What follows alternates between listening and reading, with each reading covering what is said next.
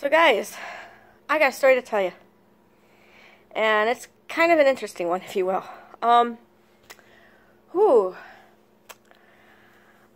saw something this week that was really interesting, but it shows that management don't take shit.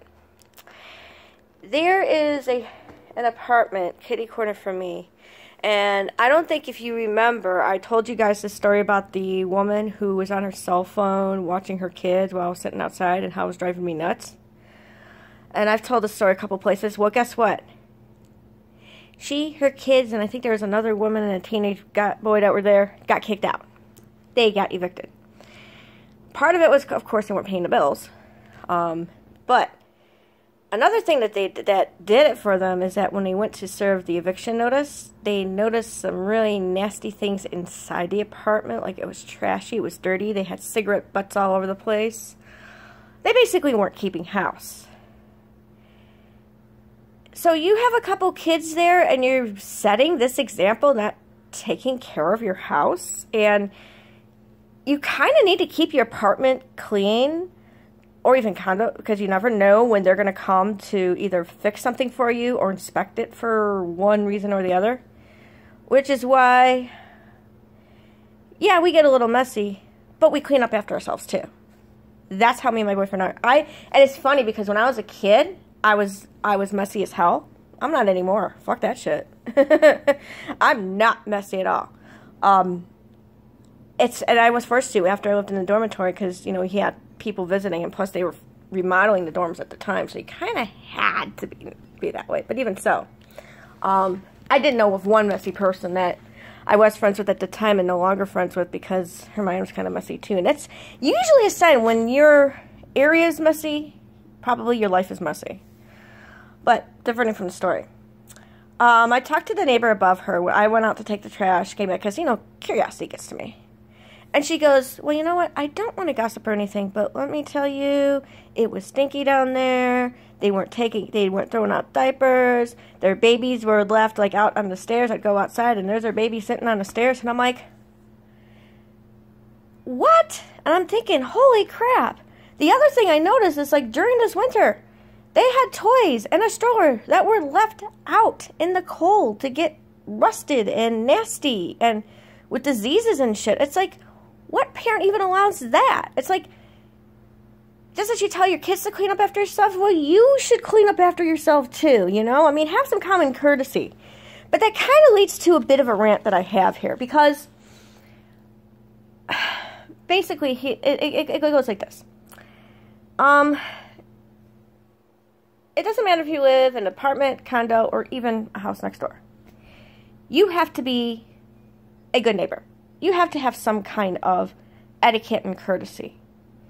Whether it's warning that you're going to have a loud party, I don't care what the deal is. If shit happens and it's your fault, you should fix it. You shouldn't avoid it. You shouldn't be pointing fingers at management because you're a woman, because you're this, because you're that. No identity politics with this. This is all about personal responsibility and actually owning up to it. There's a lot of people that don't even do that anymore, and it's kind of a shame right now. Because I come from the old school. If you did something wrong, you apologized, you moved on, whatever the case may be, right? And I've seen this a lot, even with the neighbors my parents had. It had started with a great relationship. Then certain things happen, and then the victim of the polar vortex, which was more the neighbor's side that they should have fixed and dealt with instead of leaving it, and then my parents getting affected. And sitting on it, and then, well, I don't want to go into details, but still. And now there's a bit of a friction between the neighbors, which really shouldn't happen. And if you come from a background where you're supposed to respect your elders, and yet you don't respect other elders or your neighbors who are elders, yeah, that looks bad on you. That looks really bad on you. So it's like, it's a shame. That's the hell of it. It's a damn shame. It's a damn kitty corner from me. Actually, there are these kids. This family.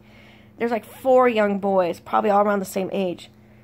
At certain times in the night, get so loud. I mean, they're so loud I can hear them up here. So I can only imagine what neighbors above them or next to them hear. They run around, they jump, and they jump so hard, I'm almost afraid like a pipe or something's going to come loose and burst in the basement. I mean, they scream when they go through the, I mean, it's just, oh my God, it's like, how do they control these kids? Unless they give them that 1 hour of loud time and then they quiet down. And like I said, it doesn't last long, but it happens almost every single night. And plus, these kids aren't even allowed to go play outside. Of course, in the wintertime, I could see that, but you gotta at least let the kids go outside and enjoy themselves, or at least, you know, run around a little bit and get some fresh air. And as long as you're watching them, that's the important point. But, oh my God, and that's, you know, that's like another group I can see leaving. But seriously, parents of your kids, you know, get off your cell phone, be present with them, be there for them. If they're having issues at school, advocate for them. You know, because the more your kid sees you supporting them, they realize not only do they have support, but that's setting a good example. And right now there's too many bad examples, and what got evicted was a pretty nasty example, especially when they weren't cleaning up after themselves, and they got so smelly that it was affecting the upstairs neighbor. So, moral of the story is, be a good neighbor. Make sure you have communication. Make sure you're helping each other out. And more importantly, if it's your fault, own up to it and help take care of it. Because I guarantee if you do that, that's good karma points. That's going to make you look good. When you don't, it basically makes you look selfish. And instead of saying, well, you hate me because I'm blank. Some people hate you because you're an idiot. Enough said.